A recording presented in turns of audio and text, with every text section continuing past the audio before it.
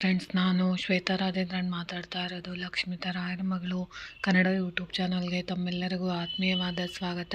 ಸ್ನೇಹಿತರೆ, ನಾನು ಇವತ್ತೊಂದು ವಿಶೇಷವಾದ ಉಪಾಯನ ಹೇಳ್ಕೊಡ್ತಾ ಇದ್ದೀನಿ. ಯಾವುದು ಅಂತಂದರೆ, ಶುಕ್ರವಾರದ ಮಂಗಳವಾರದ ದಿನಗಳಲ್ಲಿ, ಅಷ್ಟಮಿ ದಿನಗಳಲ್ಲಿ, ಏಕಾದಶಿ ದಿನಗಳಲ್ಲಿ, ವಿಶೇಷವಾಗಿ ಅಮಾವಾಸ್ಯೆ ಹುಣ್ಣಿಮೆ ದಿನಗಳಲ್ಲಿ, ವಿಶೇಷವಾಗಿ ಲಕ್ಷ್ಮಿಗೆ ಅಥವಾ ಮಹಾಲಕ್ಷ್ಮಿ ಸಂತೃಪ್ತಿಗೊಳ್ಳುವಂತಹ ವಿಶೇಷವಾದ ಮನೆಗಳಲ್ಲಿ ಧೂಪಗಳನ್ನು ಹಾಕ್ತಾ ಇರ್ತೀರ. ಆ ಧೂಪಗಳನ್ನು ನೀವು ಹಾಕುವಾಗ ಯಾವ ರೀತಿಯ ತಪ್ಪುಗಳನ್ನು ಮಾಡ್ತಾ ಇದ್ದೀರಾ ಅನ್ನೋದನ್ನ ನಾನು ನಿಮಗೆ ತಿಳಿಸ್ಕೊಡ್ತಿದ್ದೀನಿ.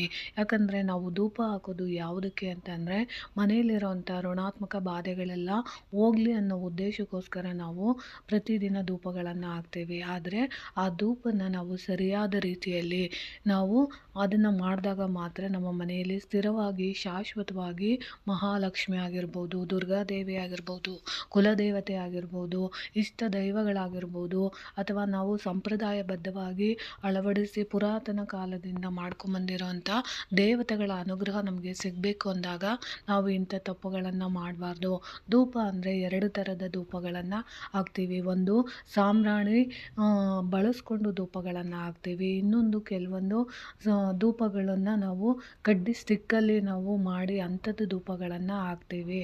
ಅದರಲ್ಲಿ ನಾವು ವಿಶೇಷವಾಗಿ ಸಾಂಬ್ರಾಣಿ ಧೂಪಗಳನ್ನು ಹಾಕುವಾಗ ಮನೆಯಲ್ಲಿ ನಾವು ಈ ರೀತಿ ತಪ್ಪುಗಳನ್ನು ಹಾಕಬಾರ್ದು. ಈ ರೀತಿ ತಪ್ಪುಗಳನ್ನು ಮಾಡ್ತಾ ಇದ್ದರೆ ಯಾಕೆ ಅಂತ ಅಂದರೆ, ನಮ್ಮ ಮನೆಯಲ್ಲಿ ಹಣ ಬರ್ತೈತೆ, ಆದರೆ ಎಂದಿಗೂ ಅದು ನಮ್ಮ ಕೈಯಲ್ಲಿ ಉಳಿಯೋದಿಲ್ಲ. ಮತ್ತು ಯಾವಾಗ್ಲೂ ನಮಗೆ ಖರ್ಚಾಗ್ತಾ ಇರುತ್ತೆ. ನಾವು ಅಂದ್ಕೊತೀವಿ ಅಷ್ಟೆಲ್ಲ ದುಡಿತಾ ಇರ್ತೀವಿ, ಆದರೂ ನಮ್ಮ ಮನೆಯಲ್ಲಿ ಹಣ ಯಾಕೆ ನಿಲ್ತಾ ಇಲ್ಲ ಅಂತಂದರೆ, ಇದಕ್ಕೆ ಕಾರಣ ನಾವು ಹಾಕುವಂತಹ ತಪ್ಪಾದ ಧೂಪದ ವಿಧಾನಗಳು. ಅಂದರೆ ನಾವು ಸಾಂಬ್ರಾಣಿ ಹಾಕೋವಂಥದ್ದು ತಪ್ಪಾಗಿ ಹಾಕ್ತಾ ಇರ್ತೀವಿ.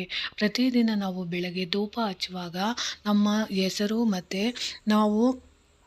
ನಾವು ಹಾಕ್ತಿರೋಂಥ ಧೂಪಗಳಲ್ಲಿ ಸುಟ್ಟು ಹೋಗೋವಂಥದ್ದು ಅಥವಾ ಧೂಪದ ದ್ರವ್ಯದ ಹೊಗೆ ಬಂದು ನೇರವಾಗಿ ನಿಮ್ಮ ಮೂಗಿಗೆ ಹೋದರೆ, ಅಥವಾ ನಮ್ಮ ವಿಷಯದಲ್ಲಿ ಅಂದರೆ ನಾವು ಮಾಡ್ತಿರೋಂಥ ಪ್ರತಿಯೊಂದು ಕೆಲಸ ಕಾರ್ಯಗಳಲ್ಲಿ ಲಕ್ಷ್ಮಿ ನಮಗೆ ದೂರವಾಗ್ತಿದ್ದಾಳೆ ಅಂದರೆ, ನೀವು ಮಾಡ್ತಾ ಇರೋಂಥ ಧೂಪಗಳು ನಿಮಗೆ ಅದು ಸರಿ ಅಂತ ಅನ್ನಿಸ್ತಾ ಇದೆ, ಆದರೆ ತಾಯಿಗೆ ನೀವು ಹಾಕ್ತಾ ಇರೋಂಥ ಧೂಪದ ವ್ಯವಸ್ಥೆ ಸರಿ ಇಲ್ಲ ಅಂತ ಅದು ಮುನ್ಸೂಚನೆ ಕೊಡೋ ಮುಖಾಂತರ, ಅಂದರೆ ನೀವು ಸಾಂಬ್ರಾಣಿ ಹಾಕಿದ ತಕ್ಷಣ ಪದೇ ಪದೇ ನಿಮ್ಮ ಮೂಗಿನ ಹತ್ತಿರ ಆ ಹೊಗೆ ಬರ್ತಾ ಇದೆ ಅಂತಂದರೆ, ಅದು ಸಂಪ್ರದಾಯವಾಗಿ ನೀವು ಅಥವಾ ಶಾಸ್ತ್ರಬದ್ಧವಾಗಿ ಅದನ್ನು ಹಾಕ್ತಾ ಇಲ್ಲ, ಅದು ನನಗೆ ಇಷ್ಟ ಆಗ್ತಿಲ್ಲ ಅಂತ ತಾಯಿ ಮಹಾಲಕ್ಷ್ಮಿ ನಿಮಗೆ ಸೂಚನೆ ಕೊಡುವಂಥದ್ದು. ಅಥವಾ ನೀವು ಧೂಪಗಳನ್ನು ಹಾಕುವಾಗ ನಿಮ್ಮ ಬೆರಳುಗಳು ಸುಟ್ಟು ಹೋಗುವಂಥದ್ದಾಗ್ಬೋದು, ಅದು ಸಹ ಸರಿಯಾದ ವಿಧಾನ ಆಗಿರೋದಿಲ್ಲ.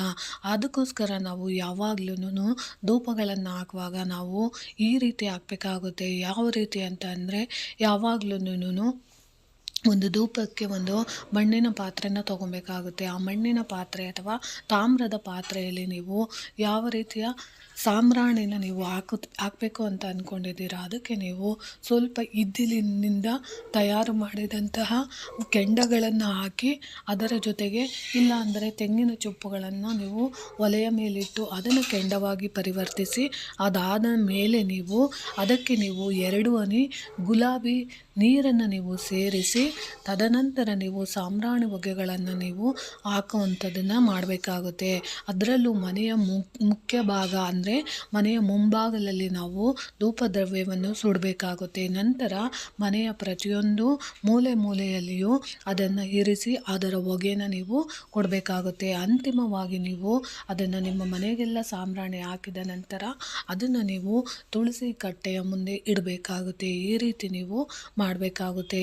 ಈ ರೀತಿ ಮಾಡುವಾಗ ನೀವು ಧೂಪವನ್ನು ಬೆಳಗಿಸುವಾಗ ಅಂದರೆ ದೇವರಿಗೆ ಬೆಳಗಿಸುವಾಗ ನೀವು ವಿಶೇಷವಾಗಿ ಲಕ್ಷ್ಮಿ ಅನುಗ್ರಹ, ದುರ್ಗೆ ಅನುಗ್ರಹ ಅಥವಾ ಕುಲದೇವತೆಯ ಆಶೀರ್ವಾದ ನಿಮಗೆ ಬೇಕು ಅಂತ ಬಯಸುವಂಥವ್ರು ನೀವು ಈ ಮಂತ್ರನ ನೀವು ಹೇಳ್ಕೊಬೇಕಾಗುತ್ತೆ. ಓಂ ಕ್ರೀಂ ರೀಂ ಕ್ಲೀಂ ಮಹಾಲಕ್ಷ್ಮೀ ನಮಃ ಅಂತ ನೀವು ಪ್ರತಿದಿನ ನೀವು 11 ಸಾರಿ ಈ ಮಂತ್ರನ ಹೇಳ್ಕೊಂಡು ತದನಂತರ ನೀವು ಧೂಪ ದ್ರವ್ಯಗಳನ್ನು ಹಾಕೋದ್ರಿಂದ ಶಾಶ್ವತವಾಗಿ ನಿಮ್ಮ ಮನೆಯಲ್ಲಿ ಮಹಾಲಕ್ಷ್ಮಿ ನೆಲೆಸುವಂಥದ್ದು ಅಥವಾ ನಿಮ್ಮ ಮನೆಯಲ್ಲಿರುವಂಥ ಋಣಾತ್ಮಕ ಬಾಧೆಗಳು, ನೆಗೆಟಿವಿಟಿ ಅಂದರೆ ಮಾಟ ಮಂತ್ರದ ಪ್ರಯೋಗ ಇರ್ಬೋದು, ಜನರ ಕೆಟ್ಟ ಕಣ್ಣು ದೃಷ್ಟಿಗಳಿರ್ಬೋದು, ಅದೆಲ್ಲ ಹೋಗೋದಕ್ಕೆ ಇದು ತುಂಬಾ ಸಹಾಯ ಮಾಡುತ್ತೆ. ಖಂಡಿತವಾಗ್ಲೂ ನೀವು ಸರಿಯಾದ ವಿಧಾನದಲ್ಲಿ ನೀವು ಧೂಪ ದ್ರವ್ಯನ ಹಾಕುವಂಥ ವ್ಯವಸ್ಥೆನ ಮಾಡ್ಕೊಳ್ಳಿ ಅಂತ ತಿಳಿಸ್ತಾ ಇದ್ದೀನಿ. ಈ ಮಾಹಿತಿ ಇಷ್ಟ ಆಗಿದೆ ಅಂದ್ಕೊತೀನಿ. ಪ್ರೀತಿಯ ಧನ್ಯವಾದಗಳು ಸ್ನೇಹಿತರೆ.